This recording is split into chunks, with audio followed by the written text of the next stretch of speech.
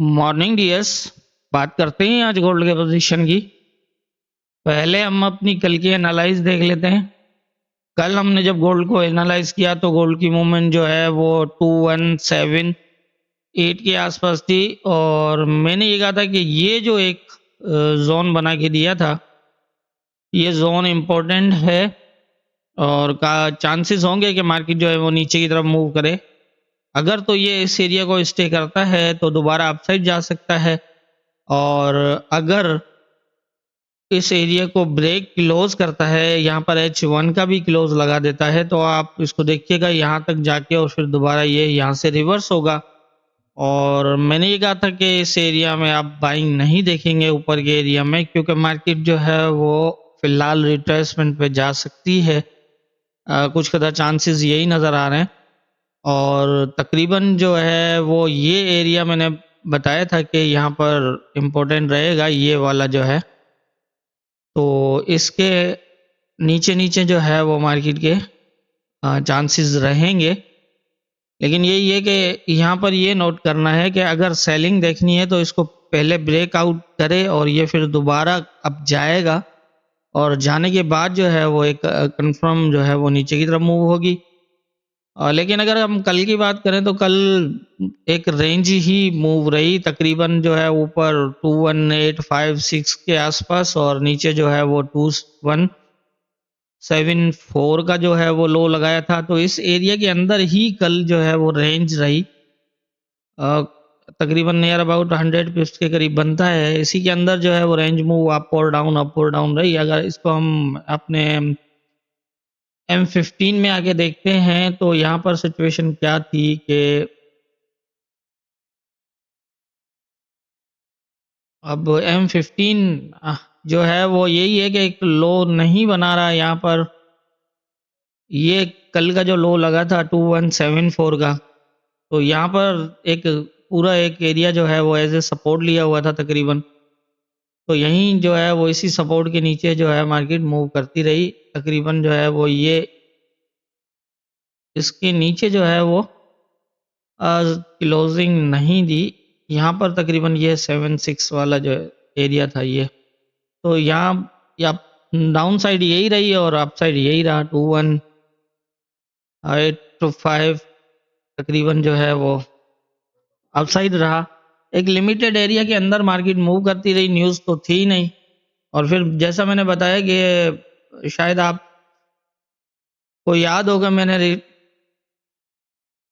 Reversal के बारे में कुछ बताया था। रिवर्सल जो है वो एक बड़े टाइम फ्रेम में देखें कि ये पूरा का पूरा जो है वो ये हर टाइम फ्रेम में एक ट्रेंड में है मार्केट।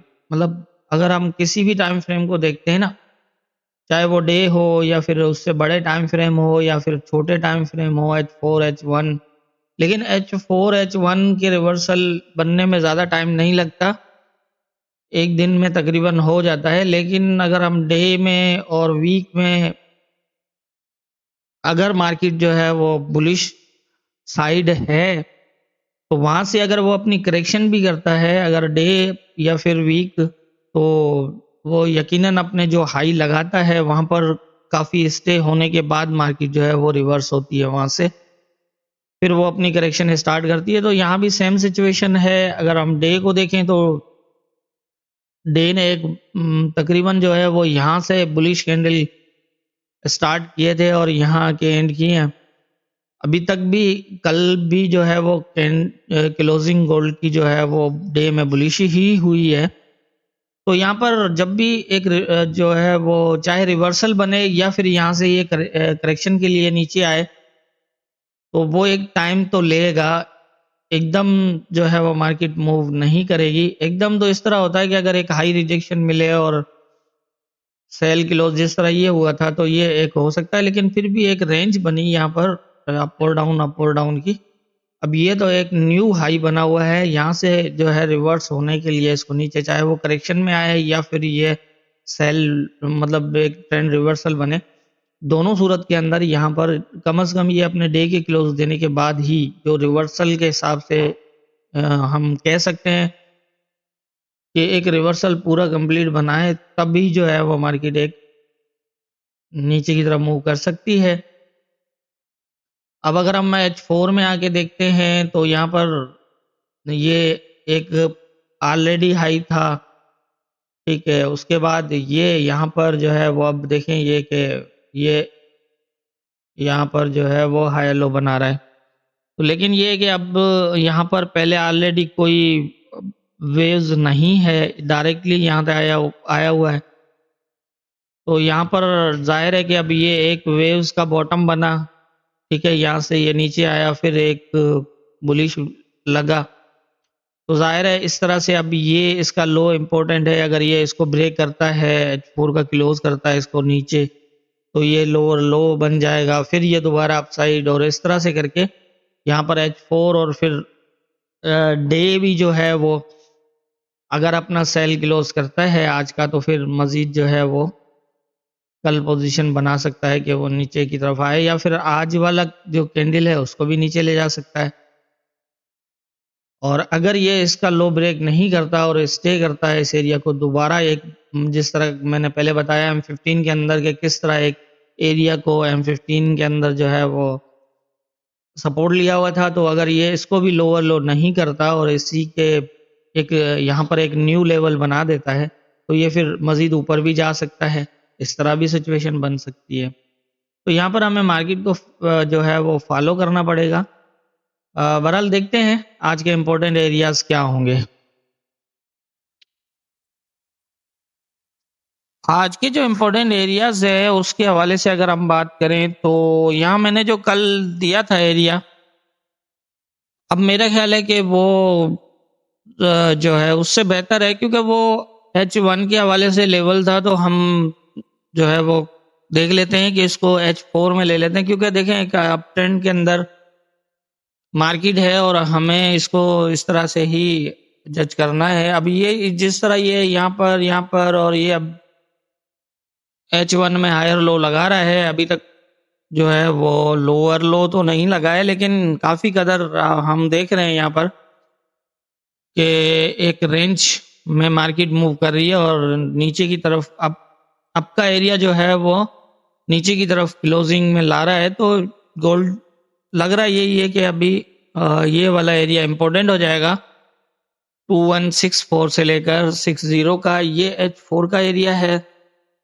और अब एक यहाँ पर देखें कि एक रेंज ही तकरीबन मूव हो रही है। तो अभी इस रेंज के अंदर ये जो एरिया है ये काफ़ी जो है वो इम्पोर्टेंट रहेगा ऊपर की साइड में, क्योंकि ऊपर जो है वो ये फ़िलहाल कोई नहीं इस एरिया को ऊपर की तरफ ब्रेक करा।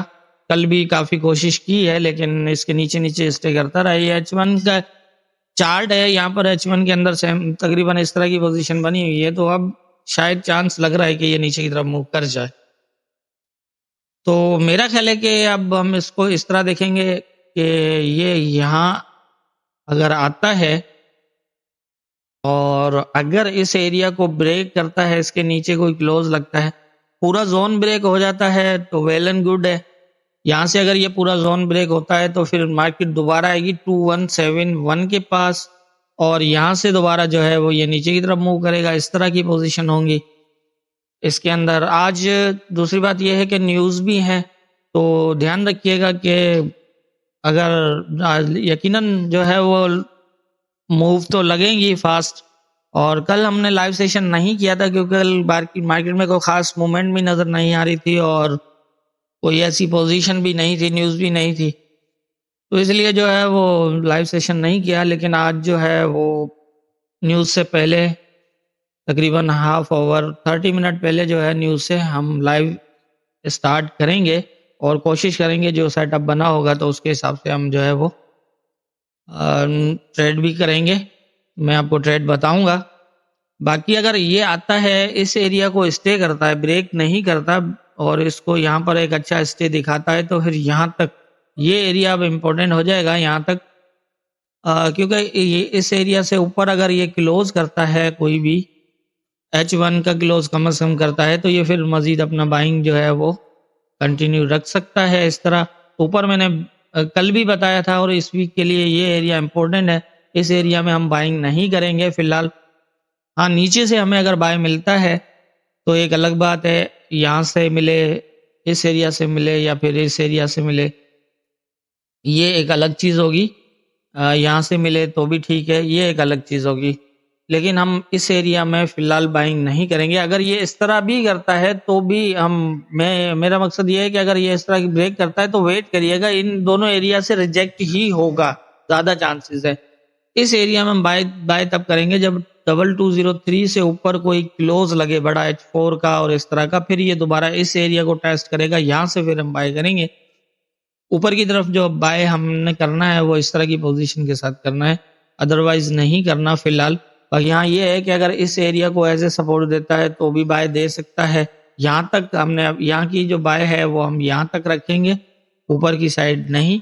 और अगर ये डायरेक्टली आके इसको ब्रेक करता है, H1 का क्लोज करता है, तो आप अपनी यहाँ की बाय होल्ड कर सकते हैं, लेकिन बाय लगाना यहाँ नहीं है मेरे हिसाब से। बाकी तो आप अपने हिसाब से देखिए, ज़ाहिर है मैं अपनी समझ के हिसाब से बात करूँगा। हाँ, बाकी ये एरिया है, यहाँ से भी अगर ये सपोर्ट देता है 2144 से लेकर और 49, तो ये भी एक अच्छी यहाँ से पोजीशन दे सकता है बाय के लिए। तो ये दो एरियाज ही हैं आज, एक ये है और एक ये है। फिलहाल नीचे आने के चांसेस काफ़ी हद तक नज़र आ रहे हैं और मुझे यही लगता है कि ये फिलहाल नीचे की तरफ मूव करेगा, यहाँ तक आ जाएगा, क्योंकि ये बीच का जो एरिया मैंने बताया था, मुझे नहीं लगता कि आप उसको स्टे कर पाए।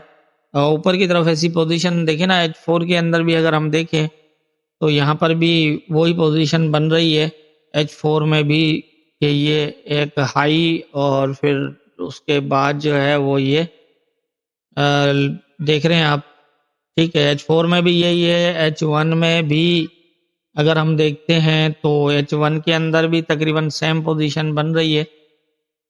अगर देखें तो ये इस तरह, तो H1 में भी इसी तरह की सेम पोजीशन बन रही है। तो मेरा ख्याल है कि अब जो है वो यही हो सकता है, ये एरिया इम्पोर्टेंट रहेगा। बीच के एरिया में बाय नहीं करना है, इस एरिया में आप देख लीजिएगा, क्योंकि ये यहाँ पर सपोर्ट, यहाँ अगर आया तो ये सपोर्ट देगा, और अगर इस एरिया को ब्रेक करना होगा तो डायरेक्टली आके ब्रेक कर देगा, सीधा सीधा स्टे नहीं करेगा। और अगर स्टे करना होगा तो ये फिर आकर और यहाँ रुक जाएगा, तो अच्छे चांसेस होंगे। तो मेरे हिसाब से आज के जो इम्पोर्टेंट एरियाज है ये यही है। बाकी हम लाइव सेशन में आके देख लेंगे कि क्या नई पोजीशन बनती है, और दुआओं में याद रखिएगा।